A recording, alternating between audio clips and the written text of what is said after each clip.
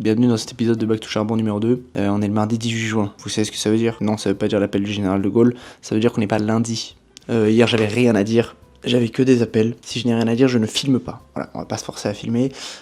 Par contre, il s'est passé beaucoup de choses la semaine dernière où je n'ai pas filmé. Beaucoup d'évolutions pro, perso, dans ma tête aussi, niveau réflexion. Je sais que c'est ça que vous aimez aussi beaucoup dans ces vidéos parce que le but, c'est que je vous partage tout ça pour que vous, ça puisse vous apporter de la valeur. Je fais pas ça pour rien. Je veux que on se tire tous vers le haut et qu'on ait tous envie d'aller vers une meilleure version de notre vie en travaillant, en accomplissant nos objectifs, en s'accomplissant aussi d'un point de vue aussi perso, ça compte, notamment en termes de santé. Et c'est une grosse réflexion que j'ai eue la semaine dernière.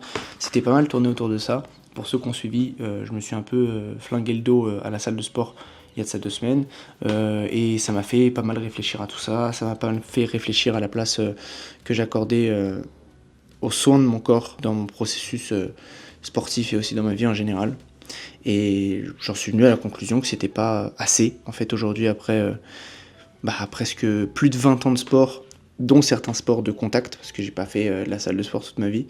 Je passe à la caisse, je touche du bois, je me suis jamais blessé gravement, mais j'ai jamais non plus privilégié la récupération active, la rééducation, toutes ces choses-là. Et aujourd'hui, voilà, j'ai des petites blessures. Je suis allé chez le kiné la semaine dernière, qui a tiré la sonnette d'alarme sur quelques petites choses, mais aussi j'ai une inflammation aux pectoraux que j'ai chopé à force de faire des dips lestés. En gros, je me lestais assez lourd pour mon poids. Sonnette d'alarme tirée par le kiné, beaucoup de choses qu'il m'a dites, et du coup, l'accent mis sur la santé, l'accent mis sur la récupération. La semaine dernière, c'était pas très fun en termes de sport. Là ça va mieux, franchement, je peux enfin reprendre le programme que je voulais commencer avec un petit peu d'intensité, un petit peu plus que la semaine dernière déjà. Voilà, il y a beaucoup de choses à dire, je vais pas vous parler déjà 20 minutes dès le matin. Je vais à la salle de sport à 10h30, j'ai changé ça aussi. Voilà, je disais normalement que je n'allais pas à la salle de sport le matin pour me focus toute la matinée, ce qui est un excellent conseil je trouve, et ce que vous devriez essayer aussi. Mais là je switch un peu ça, je vous expliquerai aussi pourquoi dans la vidéo. Sur ce, moi je vais bosser un peu, et après on se retrouve pour vous parler de tout ça, et let's go. Surtout, let's go. Bienvenue pour cette semaine. Allez, on y va.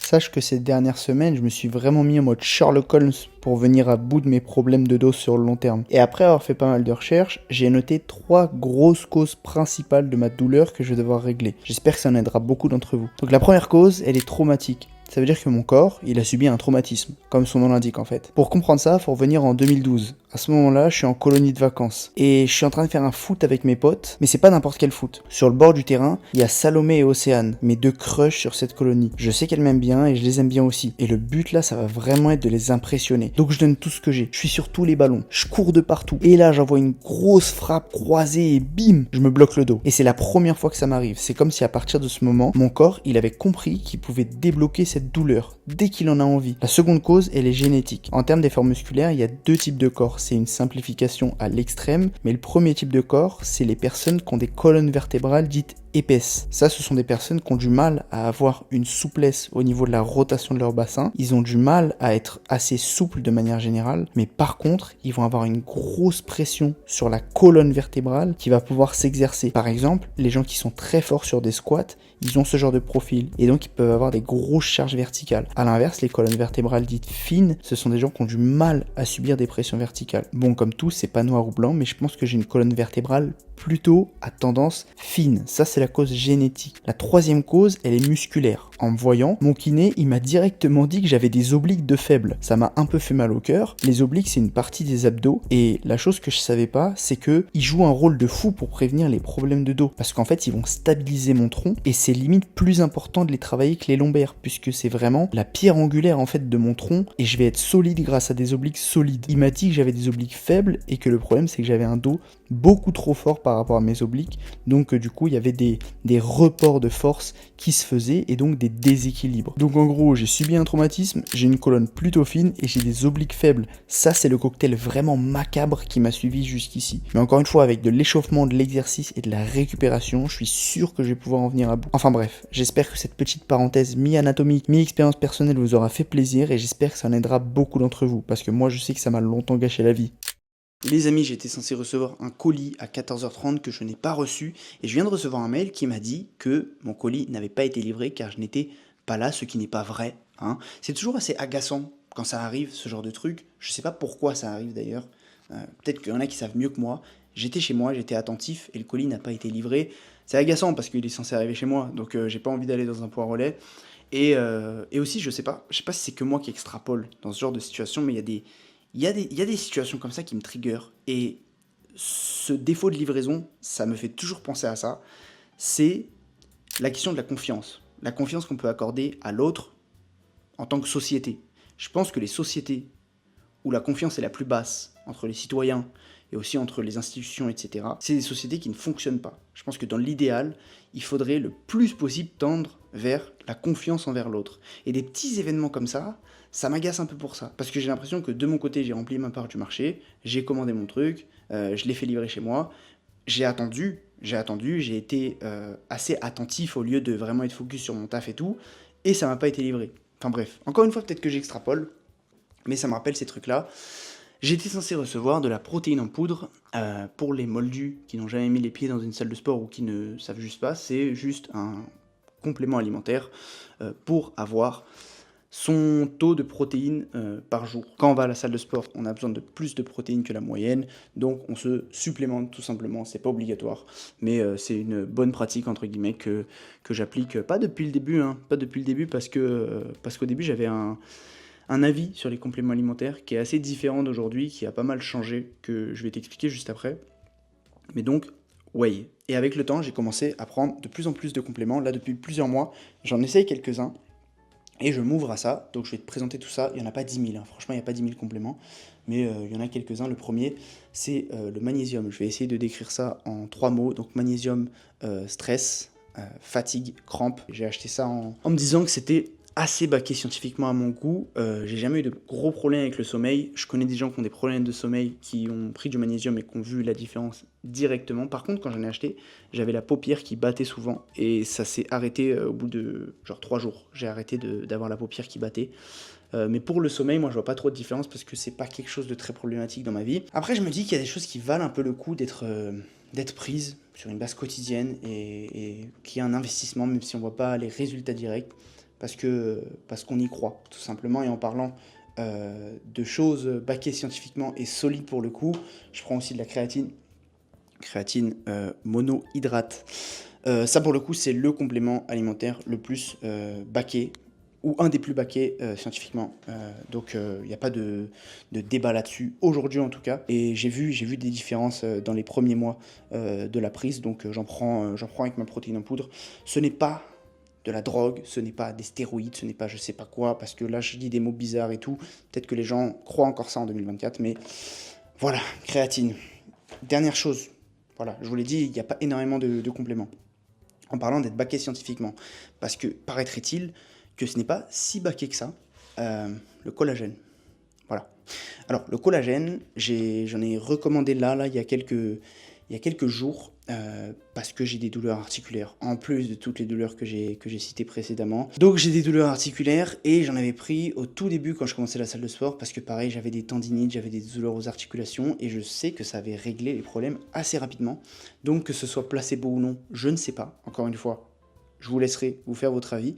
D'ailleurs, dites-moi en commentaire si vous avez des ressources encore plus poussées que ce que j'ai pu voir, qu'on peut trouver publiquement sur Internet. Moi, personnellement, j'ai vu que... il y a débat sur le collagène. En plus, c'est absolument infâme au goût. Voilà, je dois le dire. Je vais pas me faire des amis en disant ça et en montrant la marque. C'est infâme. Là, j'ai pris le nature. C'est horrible. D'accord, ça a un goût de vomi. Mais voilà. J'essaye de... Là, je cherche des petites recettes. J'en ai mis dans mon café. Là, ces derniers matins. Mais c'est absolument horrible au goût. Mais pour les articulations, il paraît que c'est sympa. Voilà, pour mes compléments, à l'époque, j'en prenais pas du tout. Mais plus le temps passe, plus je m'ouvre à ça. En fait, à l'époque, j'avais une vision très 80-20 de la nutrition. J'étais très séduit par le discours selon lequel la nutrition, c'est une science assez complexe et il y a des bonnes pratiques à avoir. Et au-delà de ces bonnes pratiques, c'est beaucoup d'inconnus. beaucoup de batailles, de lobby de l'agroalimentaire, sur qui est le grand méchant de la nutrition, est-ce que c'est le gras, est-ce que c'est le sucre, etc. D'ailleurs sur ça, je vous conseille, surtout si vous vous y connaissez pas du tout, parce que c'est des livres assez basiques pour les personnes avancées, mais je vous conseille les quelques livres que Michael Pollan a écrits sur la question, In Defense of Food et Food Rules. Ce sont deux livres vraiment cool si vous voulez partir de zéro et que vous avez du mal à vous y retrouver. Et en fait, Michael Pollan revient un peu aux bases et dit que le nutritionnisme, c'est une science très très jeune pour aujourd'hui dégager des vérités générales. Michael Pollan nous dit que, par exemple, la bêta-carotène, pendant très longtemps, c'était à la mode de se supplémenter à la bêta-carotène. Mais le truc de la bêta-carotène, c'est que ça interagit avec des structures d'aliments complexes, notamment la carotte. En gros, c'est dans une carotte, mais la carotte, elle a plein d'autres éléments qui la constituent. Et peut-être que la bêta-carotène, c'est bon dans une carotte parce que ça interagit avec tous ces autres éléments. En fait, on n'en sait rien. Et on commence à isoler ça pour en faire un complément. Donc, c'est un discours qui me séduisait beaucoup, qui me séduit encore beaucoup. J'ai pas totalement changé d'avis sur la question. Là, tous les compléments que j'ai ici, c'est des compléments que j'ai essayés et où je vois la différence. Que je continue à prendre sur une base régulière. Je pense que c'est aussi important d'être supérieur au 80-20, arriver à un certain niveau. J'ai envie d'être supérieur au 80-20, donc pour ça, il faut que je fasse des choses différentes du 80-20, et je me suis dit que ça pouvait être bien d'intégrer ces compléments, même si ce n'est pas obligatoire. Voilà, on est parti d'une livraison qui ne s'est pas faite, et on a fini en une présentation de compléments alimentaires.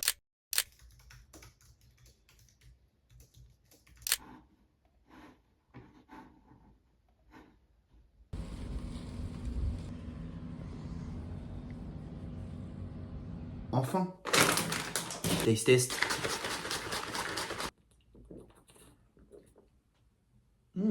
Excellent, on valide. Bon les gars, faut que je vous parle d'un truc auquel je réfléchissais pas mal ces derniers jours. La fin de l'année dernière et le début de cette année, j'ai pas été le mec le plus productif et discipliné du monde. Je me faisais souvent la réflexion que j'étais loin d'une certaine époque où vraiment j'accomplissais tout, je mettais vite des process en place, je kiffais ce que je faisais au quotidien. Je me suis souvent et longtemps demandé pourquoi ça m'arrivait maintenant, pourquoi j'avais un peu ce feu sacré qui s'était éteint et pourquoi j'arrivais juste pas en fait. Je me retrouvais l'année dernière en fin d'année à me lever certains matins, à juste pas réussir à travailler, alors que je suis loin d'être la personne la moins disciplinée du monde. Je considère que je suis quand même assez discipliné, je sais faire les choses quand il faut les faire, je sais me mettre un coup de pied au cul, mais pourtant, j'y arrivais pas. J'en suis venu à la conclusion que j'avais juste oublié l'essentiel en fait dans la vie. J'avais oublié la base de tout. Et la base de tout en fait c'est l'amour. Et je dis ça, ça fait un peu gourou, mais je vais m'expliquer. En gros, quand je veux dire que la base c'est l'amour, c'est-à-dire que on donne beaucoup de conseils sur internet, de dev perso, ça pullule les vidéos sur YouTube, sur Insta, sur TikTok, mais la toute base, c'est aimer ce qu'on fait, tout simplement. Et ça, je l'avais oublié. J'ai essayé de mettre des habitudes, de mettre des protocoles pour pouvoir être plus productif, pour pouvoir me remettre au travail. Je n'y arrivais pas pour la simple et bonne raison que les fondations, c'est-à-dire aimer ce que je fais, étaient pourries. Elles étaient détruites. Et ça, c'est quelque chose qu'on a tous sous le nez en permanence, mais à cause de la multitude de conseils qu'on peut recevoir au quotidien, en fait, on perd vraiment l'essentiel. C'est une discussion que j'ai eue il y a quelques jours avec un créateur. Si tu passes par là, je te fais un gros bisou. Mais il me disait, en gros, Lucas, j'ai besoin que tu m'aides pour être plus productif parce que j'ai du mal à me lever le matin en fait. Je me rendors et j'ai besoin de beaucoup de sommeil alors que c'est pas ma nature naturellement. J'arrive à me réveiller, etc. Et je lui ai dit, est-ce que t'aimes ce que tu fais dans la vie? Est-ce que ton taf tu l'aimes bien? Les tâches que t'es censé faire le matin pour commencer sa journée, tu les aimes bien? Chose à laquelle il m'a répondu, bah pas vraiment. En fait c'est un peu la routine et je m'ennuie un peu dans ce que je fais. Et c'est exactement ce qui m'est arrivé en fait en fin d'année dernière. Et c'est pour ça, si moi je suis tombé dans ça, tout le monde peut tomber dans ça. Tout le monde peut tomber dans le fait de croire qu'ils vont aller mieux en faisant une douche froide, en faisant de la méditation, en se réveillant tôt le matin, etc. Alors que la base de tout, c'est aimer. Selon moi, il y a deux grosses catégories de kiff, deux grosses catégories d'amour. La première catégorie, c'est l'amour du résultat. La grosse sous-catégorie de cette catégorie qui revient souvent, c'est l'argent. Vouloir beaucoup d'argent, vouloir devenir riche, c'est aimer le résultat. Beaucoup de gens disent que c'est pas un kiff qui est sain. Personnellement, j'ai pas un avis aussi tranché sur la question. Parce que de mon expérience, quand j'étais petit, je voulais être riche. C'était vraiment juste mon objectif, devenir riche. Aujourd'hui, c'est plus aussi primaire que ça. Et vouloir devenir riche, par exemple, ça m'a poussé à lancer plein de projets. ça m'a poussé à commencer à entreprendre, ça m'a mené à un endroit qui m'a débloqué d'autres situations. Donc oui, vouloir devenir riche, c'est pas quelque chose qui peut être tenu sur le long terme, parce que c'est assez superficiel, mais ça te permet d'arriver à certaines destinations. En gros, si je devais schématiser, c'est comme si j'étais à un point A, ne pas avoir d'argent, et que je voulais arriver à un point B, avoir de l'argent, et que à ce point B, au lieu que ce soit ma destination finale, ce que je croyais à l'époque, bah en fait, ça m'a juste ouvert d'autres points, le point C, D, E, F, et ça m'a ouvert d'autres chemins. Donc je regrette pas d'avoir eu ces poursuites superficielles. Je dis pas que je suis arrivé à un niveau de réussite financière que j'imaginais quand j'étais petit, loin de là, vraiment loin de là. J'ai assez expérimenté pour voir, et aussi surtout pour conclure que vraiment ça fait pas tout. Seconde chose selon moi, c'est évidemment le kiff du processus, et pour moi c'est le kiff le plus pérenne qui existe. Aimez ce que vous faites au quotidien, aimez vous améliorer. Il n'y a que comme ça qu'on arrive à durer en fait sur le long terme. Après, je dis pas que c'est facile. Le plus gros défi justement, une fois qu'on a compris que le but de la vie c'était de toujours aimer ce qu'on faisait, ça c'est un idéal, mais le gros défi c'est d'aller de trucs qu'on kiffe en trucs qu'on kiffe. Ça c'est difficile, mais il faut faire un travail sur soi-même, faut réfléchir à ce qu'on veut vraiment, faut réfléchir à où on veut aller, et ça va arriver que vous ayez des baisses de kiff dans ce que vous faites. Il faut juste trouver des pivots, il faut juste trouver peut-être des fois des changements totaux de vie, des virages à 90 degrés, ça peut arriver aussi. Je sais que c'est con à dire comme ça, mais en vrai, c'est assez court, la vie, pour juste faire quelque chose qu'on n'aime pas, en fait. Faire quelque chose qu'on n'aime pas, être avec des gens qu'on n'aime pas au travail, toutes ces choses-là, perdez pas votre temps dans ça. Vraiment, vous dites pas que c'est normal, vous dites pas que c'est rien du tout et que vous pouvez faire l'impasse sur ça. Vous dites pas que c'est secondaire, c'est pas secondaire. C'est pas secondaire. Faites des choses que vous aimez. Dédiez-y des heures et des heures de vos journées pour trouver les choses que vous aimez et faites-les le plus possible et capitaliser dessus et gagner de l'argent même dessus. Si c'est possible, ça c'est magnifique. Encore une fois, vraiment, la vie est très courte.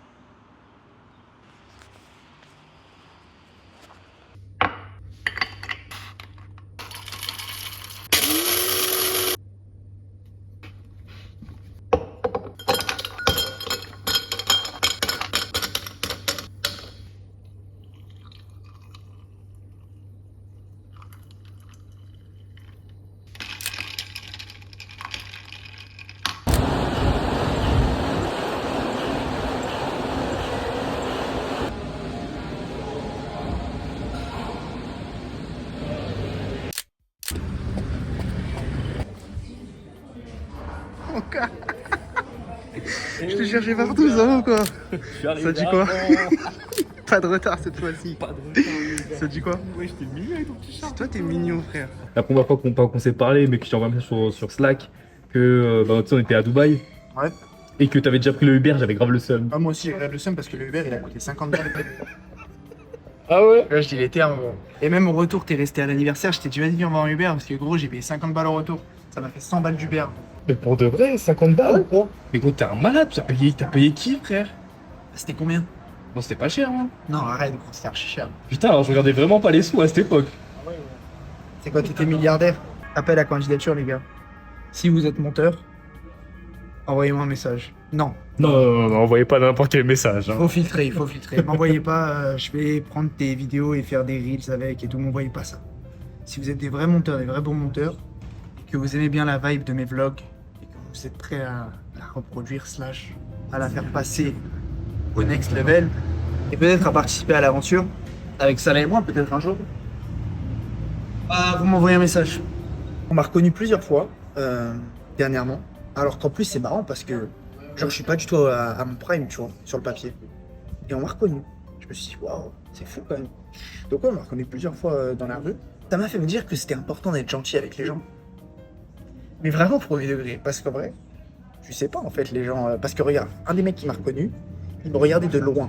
Un peu, tu vois, il me regardait depuis plusieurs minutes de loin et tout, et j'étais un peu en mode... Imagine si j'étais en mode, mon gars, qu'est-ce que tu veux? Imagine, la honte.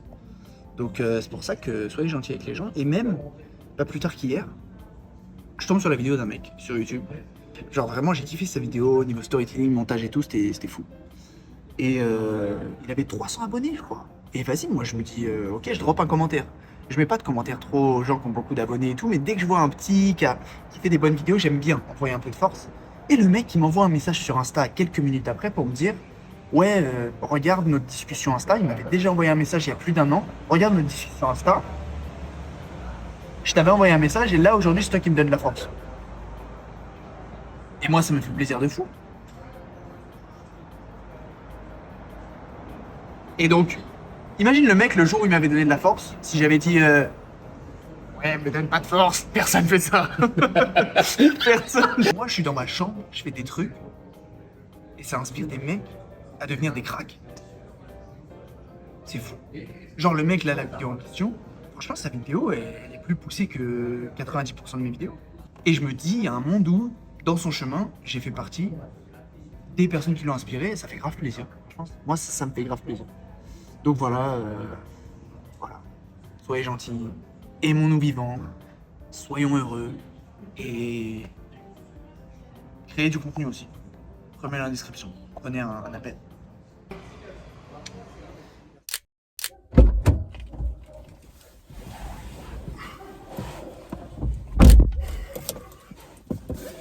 Let's go guys. Je suis vraiment un vlogueur à la noix les gars.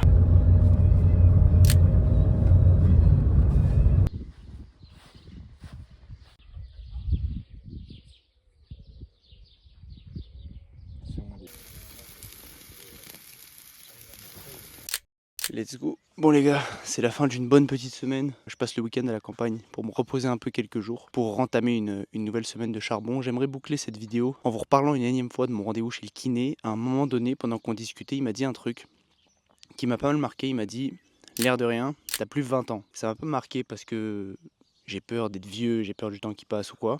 J'ai jamais eu trop peur de ça, même physiquement, je me suis jamais senti aussi bien, hormis quelques blessures, mais il y a des phrases comme ça qui me font réfléchir. Et quand il m'a dit t'as plus 20 ans, ça m'a fait me dire que j'étais déjà à la moitié de ma vingtaine. Genre là j'ai 25 ans, je vais sur 26, et j'ai réfléchi à ce que j'avais fait depuis mes 20 ans. Je me suis demandé comment j'avais agi avec les autres, avec moi-même, ce que j'avais fait dans la vie, ce que j'avais accepté, ce que j'avais refusé, toutes les choses qu'on fait qu'aujourd'hui, j'en suis là où j'en suis, à 25 ans, et ça m'a pas mal fait réfléchir sur ce que je voulais de 25 à 30. Ça m'a fait reconsidérer certaines choses. Et ça m'a fait me dire qu'il y a des choses que je voudrais pas faire de la même manière. Notamment, accepter plus de choses, faire plus de choses sur un coup de tête, dire un peu plus oui à la vie. C'est un peu pour ça que je parlais de la question du temps qui passe et la question du kiff un peu avant dans cette vidéo. Parce que pour moi, ça fait partie des gros point noir dans ce que je fais, c'est que des fois j'accepte pas les trucs sur un coup de tête. Je suis peut-être un peu trop réfléchi des fois. Il y a pas mal d'autres choses que je vais pas forcément partager ici, mais là je m'adresse en majorité aux gens qui sont dans la vingtaine parce que je suis dans la vingtaine et c'est des problèmes qui me parlent, mais je pense que ça peut valoir à tout âge de faire le bilan, se demander qu'est-ce que j'ai fait jusqu'ici et qu'est-ce que je veux faire jusqu'à la prochaine échéance. Moi c'est 30 ans, il y a des gens ça peut être 50. Il y a des gens, ça peut être la fin de leur vie, pour voir large. Je trouvais ça intéressant, non pas encore une fois que j'ai peur de vieillir, c'est pas quelque chose qui me marque du tout, le passage des années. Mais je sais pas, cette phrase dit à ce moment-là, elle m'a marqué, elle m'a beaucoup fait réfléchir à ça. Faites ce que vous kiffez, faites-le intentionnellement et vous fermez pas à certaines expériences. Voilà, j'en ai fini pour cette semaine. Laisse-moi un petit j'aime, abonne-toi à ma chaîne et partage cette vidéo si elle t'a plu. Ces petites actions pour toi m'aident énormément, donc je te serai extrêmement reconnaissant. Et de mon côté, je te dis à la prochaine pour une nouvelle vidéo et un nouveau Back to Charbon.